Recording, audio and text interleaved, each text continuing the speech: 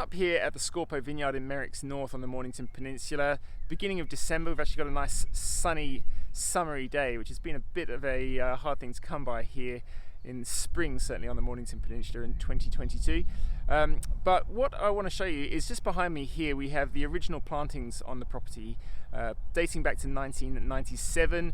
A really good, it's not quite clear how steep it is, but steep north-facing slope behind me, catching a lot of the sunshine, and those vines there planted to MV6, the original clone, I suppose, for the Mornington Peninsula, the one that springs to mind as being synonymous with the peninsula and its Pinot Noir. Very much still to this day a consistent performer, does very, very well down here. But what I really want to show you is the traditional sort of spacing of these plantings. You can see, I think, relatively wide spaces between the rows and traditional training of the vines there relatively highly off the ground.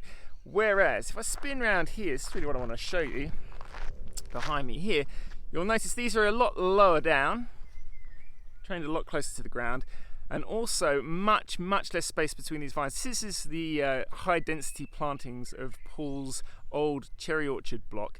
The vine density here is 10,000 vines to the hectare, sort of following a Burgundian model. And the reason it's relevant really is there's a lot of talk at the moment about close planting, not just here in the Mornington Peninsula, other Pinot Noir areas as well, and what it might do to the wines, bringing more potential complexity and intensity to those wines with these close plantings. So they're both much closer together, much less spacing between those rows, but also the vines much closer together too, and trained much closer to the ground. It almost looks a little bit like a little Pinot Noir garden.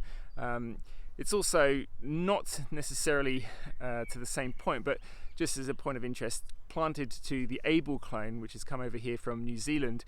A fair bit of talk about that as well, and what it may or may not bring to the wines, but another talking point. But what I think is interesting certainly is when we talk about close planting or high density vineyards, that's what it looks like.